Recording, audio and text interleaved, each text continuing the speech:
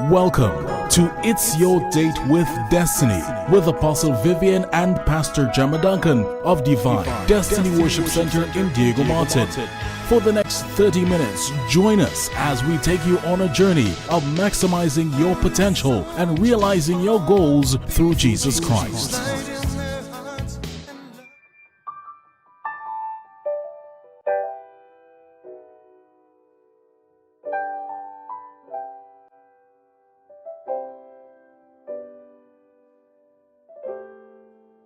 Why is it when you need a miracle, it doesn't happen, but when you least expect it, it happens? You are married, you have challenges in your relationship, but your spouse is unwilling to accede to any counseling. Is divorce an option? How does a parent handle a promiscuous child? What are considered the do's and don'ts of a born-again couple who is not yet married? There are always more questions than answers. So here is Apostle Jemma. A very good morning to you. Welcome to Ask Pastor Jemma. I am really excited that you took the time to join me today. In the event that you're a first-time viewer, my name is Jemma Duncan. I'm married to Apostle Vivian Duncan, and together we pastor Divine Destiny Worship Center. Our headquarters is located in Diego Martin, on the Diego Martin Main Road, opposite Sardonynx Drive. We have branches in Sangre Grande, in Shogunas, in Faizabad. We have a branch in Rio Claro, one in Tobago, and one in Antigua. This morning, I am finishing a little mini-series. If you've been following me, you would know, entitled 15 Eye-Opening Bits of Advice from a Divorced Man. And we are in our final segment, part 3 of it. And on each of the occasions, I gave you 5 points out of the 15. And so we're going to do the final 5 today. Let me see if I could quickly run down what we talked about. He said, appreciate your partner, love unconditionally, keep the romance alive, take responsibility for your actions, forgive. That's the first 5. Then we talked about talk about tough stuff, accept change, be honest and open, be kind to yourself, and let your partner be himself or herself. Today we're looking at the next 5 of them. And he says, find the funny. In other words, you have to learn to laugh together. One of the greatest glues that you'll find in any relationship is the ability to laugh together. Find things that are funny. Things that normally sometimes should aggravate, we could change it around and just laugh at it. Things that the average person would make a big issue with and be embarrassed by, we could laugh and enjoy yourself together. I remember early in the day, Vivian had decided, first with the children, when they reached a certain age, he said to me, Jemma, we can't be carrying these children in Kentucky and all this kind of thing. It's time to upgrade and let's take them to sit-down dinners. Occasionally, we didn't really have a lot of money, and where they had to use cutlery, nice places and so on. So occasionally we'll go. Now the truth is my children didn't like to go. Would you believe that they didn't appreciate it? They would have preferred Kentucky. When Dion passed common entrance, he did very well. We were happy with the results. Hillview was his first choice, and he passed for Hillview. Those days he had to pass or fail. And we decided that we're not going Kentucky or any one of those for pizza or something like that. He cried and begged his father because Daddy told that at least we could go to some nice sit-down place to eat. And I said to Vivian, and give me the money that you saved and carry him Kentucky. So his father relented, took him Kentucky, bought the largest bucket of chicken, and we told him order anything in Kentucky and everything that they possibly have, because no matter how much money you spend there, it still was a little bit to what you would have spent. So you look back at certain things and you laugh.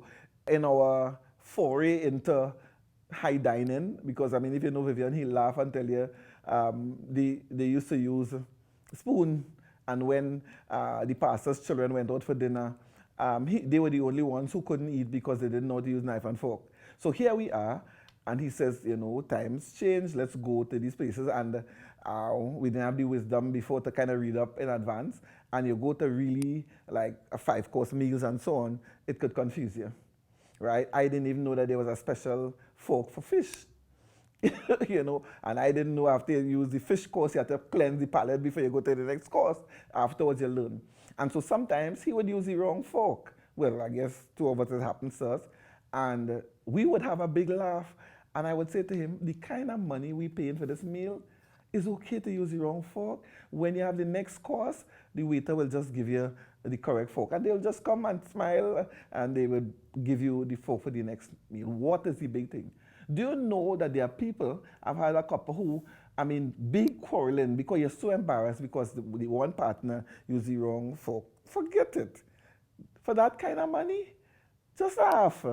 Next time, use another fork. And if you make the same mistake again, it's fine. It's 2 of us. It's not as if you're going to dine with somebody else and in a situation where you probably want to pay attention to what they say. The best thing to do is look around to see what the other people are doing. Hopefully they're not doing the wrong thing. You ever try to follow somebody and then what they did was wrong? But even so, it's a laugh, something to laugh. So he says, find the funny. You're talking about how to cause a relationship to flourish, to have a quality relationship. Listen, we got to laugh at each other. Laugh at the point that, Vivian and I would talk about the time when he had hair. Because he had an afro at that time, and every night he would plait his hair and get up in the morning, take the pick, bring out the afro, and he had to get some big book. And you have to pat it down and take the newspaper and thing it down to get nice and thing. He doesn't have any hair any longer. So we could laugh at that. There was a time he had hair. And then he would laugh and tell me, it's okay. He just have more face to wash. And I'm laugh at it. I would laugh at his foot. He has some skinny feet, and so you go. But I love my Tuku hard foot. And we laugh at it. And they make a little joke about stuff, you know what I mean? I would complain sometimes about how big my belly is, and he'd say, Jemma, 3 champions come from that. Don't complain about it, and we laugh. I didn't think Vivian really like that belly, but he has a way of making you feel good about it. You understand what I'm saying? Find the funny. What is there that you can laugh at? Some of the things that you should laugh at, some people make it a federal issue. It's not an issue. Just laugh at it now. Laugh at yourself. You and all, come on, you and all by yourself. Some of these stupid things you do. Laugh now. Just laugh. See yourself, because many times we do funny things. We do things that we should laugh at. Don't take yourself too seriously. And sometimes we transfer that into the relationship. The man says, find the funny. Learn to laugh together. 2 of you could be inside the house and you're hilarious over whatever it is that make you laugh. At this stage in my life, I like to watch TV that makes me laugh. So you find, I just discovered just the other day, you Google, you go down on some of these channels and looking at Sanford and Son again, you find a whole set of that. Listen to me, I alone and I'm laughing at the top of my voice. You just laugh. And he said, find the funny. As far as this man is concerned, he considers it seriously. Are you able to together laugh at stuff? What about the mistakes and foolishness and nonsense you all did before in the marriage? And you look back now and you can laugh. Instead of accusing the person, say, you did that then, it was funny. Look at the funny side of it. Be vulnerable. Let the other person see your weakness. Oh God, Tarzan. You don't have to be Tarzan. And men tend not to want to show their vulnerability. Oh God, you're sick. Say you're sick. Say, I ain't feeling good today. You're dying. But they wouldn't say anything. You just, because I have to be the man, I have to be macho. You don't want to be vulnerable. You don't want the woman. We tend to be vulnerable as women, generally. There are few women who come off as Miss Tough, those of us are like that, but it's like survival mode. And we come from that background where I had to be tough and I mustn't show and so on. But by far and large, women tend to show their vulnerability. Both parties must do so. I must tell you when I'm hurting. As foolish as it may seem, this bothers me. And you have to allow that person to be foolish. Let them cry. Listen, let your wife cry for something stupid now. You know, you don't always have to pull a script here and tell her how she should behave. She should have faith. Well, at this point, she's having a meltdown, hugger. And think whatever you're thinking, but don't say nothing. You know, and allow our men folk to be vulnerable. Let him show you his weakness. Because many times he's going through something, but because he must be macho, he has to be daddy, he has to be husband. And he doesn't show his vulnerability, and we don't know how much they're suffering without saying anything. Sometimes the workplace, you know, I mean, the pressure's on him. And he need to come home and say, I really feel this way on the workplace. Sometimes he really want to go back to work, but he thinks I have to earn a salary. I can't just walk away from the job. But listen, he feels like he don't want to go back. He should be able to vent and say, this is how I feel. That's two of us inside there together. We could show each other how we really feel. Sometimes you're up, sometimes you're down, and it's okay to be either up and down or in between, hanging somewhere, because that's just two of us. You don't always go out in public and be vulnerable, but it's okay to let that person see your weakness. To me, I find that makes for intimacy when you realize, wow, this is how she feels, this is how he feels. It's not like the person, there's any blame game or you created it, but that person is allowed to be themselves. In other words, if I'm feeling like this today, it's okay when we together at home, you could know this is how I feel. I don't have to be acting as if I'm out in public. We have to tend, he says, to the emotional and physical facets of our relationship. Well, that's a kind of jump off from what I just said. That person, we have that emotional part of that person. And I must be able to treat with it, you know, deal with that emotional part. That a human being is made with emotions. So it's all right when that emotions, well, as women, we tend to have greater mood swings, you know, so it is said. But we have to tend it. You know, stop feeling, well, all right, she just in one of her moods, he just in one of his moods. Is there something we could do to facilitate that? Sometimes it will mean just leaving that person alone. And if you know, that's what it means when from the time that person gets into that kind of frame of mind, they want to be left alone for a while, then back off. That's fine. Because I know what I used to do long ago. If Vivian gets into a mode, I want to find out what is it. Did I say something, I do something, and I'm there digging him to find out. He just doesn't want to talk or whatever. So after a while, I realized, okay, he in one of them, all right, back off. Go and do something else. Find something to do and leave him. He will come out of it, you know, because that's how he deals and treats with that kind of a thing. Tend to the physical facets of your relationship as well. So, in my own words, find out and meet the needs of your partner. What does that person need? And I believe that if I find out what you need and you find out what I need, and each of us try to meet the needs of that individual, then two of us will be relatively happy in the relationship, right? What we like to do is generalized. And coming out of my experience as well, I could honestly tell you, I grew up in the country and I had older people around me. And when I was getting married, they influenced my whole philosophy on marriage. So these old ladies put you down and they will tell you how a married person should behave, what you're supposed to do, what the man was expect, and so on. So I came into the marriage with all these instructions, for want of a better word, or advice, and I started to apply them. I didn't realize that I had to find out what was Vivian's need. That all that I was told, all you heard, and all what you saw around you were very general. And they do not always apply to the person in your life. And so I functioned for quite a while, and I really had no clue what was his need. Where does he come into this relationship wanting? What does he want out of a relationship, right? Because I was mouth first, I made my needs known. But I never took the time to find out. For some reason, ladies, we tend to feel like the men don't have any needs. You know, we have needs. And, you know, and some of us could be very vociferous and very plain and clear as to what our needs are. What about his? As much as I spoke, I should have listened, to have given him an opportunity when I was talking to say to me, these are my needs. This is what I come for. I have come into this marriage for so and so because I came from a very lonely background. You know, I used to be myself a lot. Our family was very dysfunctional and so on. I didn't grow up with my parents. I grew up with my grandfather, his wife, and his wife had a grandson around my age. And we didn't really communicate very well or at all, hardly ever communicated. We just lived in the house together. And so I was by myself a lot. And one of the things I wanted in marriage was companionship more than things. Even now, I do have to have things. If you give me a gift, I'm happy with it. But it's not a big thing for me. Companionship is what I wanted. And I don't know if I fully communicated that to Vivian, right? You didn't really see what it was. And then he now had to realize, if this is what my need is, how is it that I could kind of twist my life, my scheduling or so, to meet that particular need.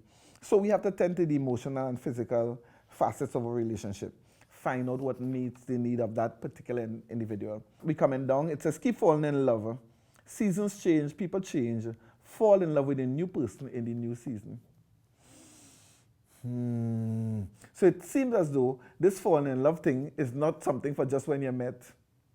You have to fall in love with that person, who that person became, who that person would have evolved into. Here is a man that you married to for 40 years plus or whatever time, and that person evolved into this kind of a person. He was not the person that you fell in love initially with at 17, 20 or whatever. This is a different man. You're talking about years down the road. Experiences, situations happen, stuff happen, and he has evolved into this man.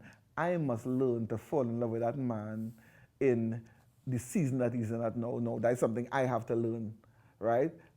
Because in my mind, you expect Vivian to be that same Vivian. No, he's not. And the truth is there's a semblance of fundamentally who he is, who he was then, but he has evolved into somebody a little different. So he must also understand that I have changed, the seasons change, people change, but you have to fall in love with that person in that particular season.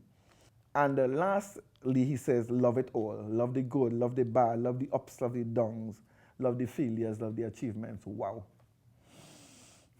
In other words, he says, there's a package here.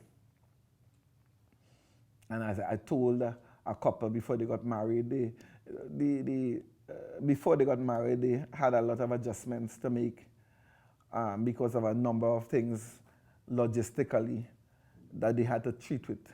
And when they sat in front of me, I told them, you're about to open Pandora's box. Go and find out what that is. And when you open Pandora's box, whatever inside there, you have to live with it. So you have to decide if you can handle the unknown, because the package that you see now, it may be very different, the circumstances when you get married. The OPPs say, love me, but come live with me. Completely different things. See me on the outside, but if I'm going to have to be behind closed doors with that person, the package may just not be what you perceive it to be. Open Pandora's box, you have to love everything. And in everybody, there'll be good and bad. And we have to love the good and the bad. We're going to have good times and bad times, and we're going to have to love those times. As I said before, learn to laugh. In hindsight, look back and laugh at those times when you did all the crazy things that you did. And you all survived, and God help you, you thrived. You know what I mean? Because sometimes when you look back at that relationship, you tell yourself, how did we survive? And we know it's God. He has this ability to keep what we commit to him. What about the person's failures? You have to love them with their failures. What about the achievements? Well, you know, we always love the achievements. We like the good times. We like the achievements. We like those high times, those times when everything is up in the cloud. And when we're down, well, then we have a different attitude. He says, no, you have to love it all.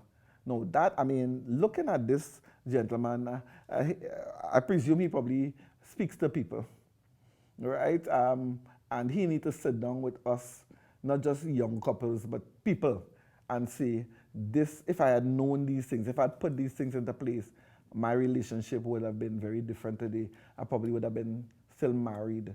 And I'm saying to you, I will attempt to learn, ask Holy Spirit to help me to learn from some of these things that this gentleman is saying. And I hope that you learn too. I will lift up mine eyes to the hills, from whence cometh my help. My help cometh from the Lord,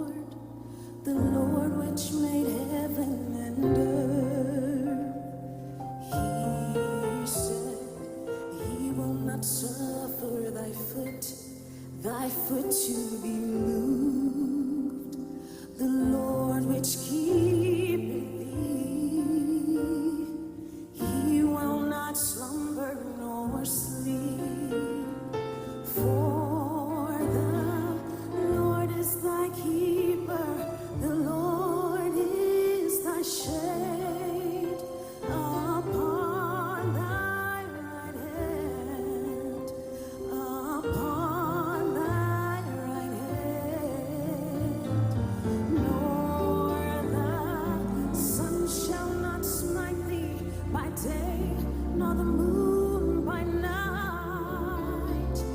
He shall preserve thy soul, even forevermore. Oh, my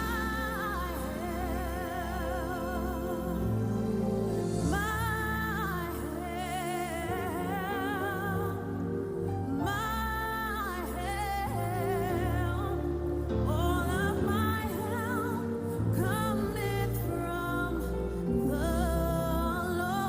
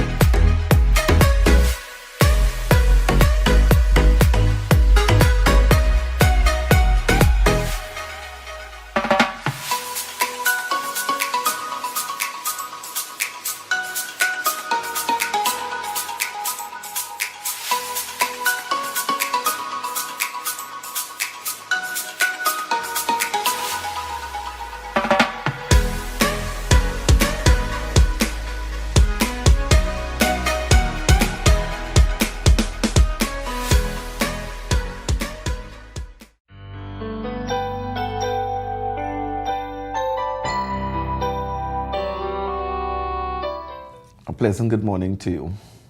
Have you ever said to yourself, I really wish I can understand the Bible better? I read the Bible, but I simply do not understand it. I wish I knew enough to share my faith. Sometimes I sit in the pew and I don't quite understand because the pastor uses so many scriptures. If you said any of these things, today I have the answer and the solution to your problem. My name is Jemma Duncan. My husband and I are the pastors of Divine Destiny Worship Center with our headquarters in Diego Martin. And we have a program called the School of the Bible that I would like to introduce to you today. School of the Bible is a one-year program for simple, regular, ordinary people who sit in the pews, whose only desire is to understand the Bible better. Since 2014, we've catered for a wide range of persons as young as 10 years old and the people into their 80s. So it's something that the average person can really understand and grasp. Although we cater primarily for people in the pews, we've had a few pastors who came and they felt that they should just sharpen up their information base on the Word of God. Since 2014, we've helped almost 400 persons, ranging from young to way into the 80s. The program lasts for a year. Every Tuesday from 7 to 9 we meet, and for 4 Saturdays for the entire year. Every quarter we have what we call a quarterly assessment meeting. The quarterly is from 9 to 4. We also have online facilities and we've been really blessed. We have had people from USA, Canada, Europe, the Caribbean countries, Tobago, and we actually have what we call a local online group or groups of people who cannot come to what we call in class in Diego Martin. It doesn't matter where you are, you can access School of the Bible. We have lectures, we have group reports, individual book reports, movies, training in all our presentations that we call 5-minute sermonette, PowerPoint presentations. I mean, you name it, we have it. And we cover a wide range of topics. Our main resources are the Bible and the 7 manuals, and I'm going to just quickly give you a sense of the manual. Volume 1 contains the overview of the Bible and the first 5 books of the Bible, called the books of Moses, the books of the law, or the Pentateuch. It goes from Genesis to Deuteronomy. Volume 2 are what we call the books of history, from Joshua to Esther. Volume 3 are the books of poetry, from Job to Song of Solomon. Volume 4, books of prophecy, and the books of prophecy are divided into the minor prophets, major prophets. The major prophets are from Isaiah to Daniel, minor prophets, Hosea to Malachi. When you come to the school of the Bible, you will get a further understanding as to why they are called minor and major. Shifting into the New Testament, volume 5 are the Gospels, Matthew, Mark, Luke, John, and the one historical book, the book of Acts. Volume number 6 are letters of Paul. They are called the Pauline epistles, from Romans to Philemon. And volume number 7 are the general letters written by a variety of authors, from Hebrews to Jude, and then the one book of prophecy in the New Testament, the book of Revelation. Other resource materials are available on request. We have them there. If you wish for them, they're not compulsory. You can request them and we'll order them for you. We want to give you a little example of what some of the volumes look like. And so we have the cover page for the overview of the Bible, the cover page for the book of Genesis, and the cover page for the comparative study of the gospel. Call us at 633-3780 for further information. And this information will be for 2020. A brochure will be sent to you with all the information you will need. See you in School of the Bible in 2020.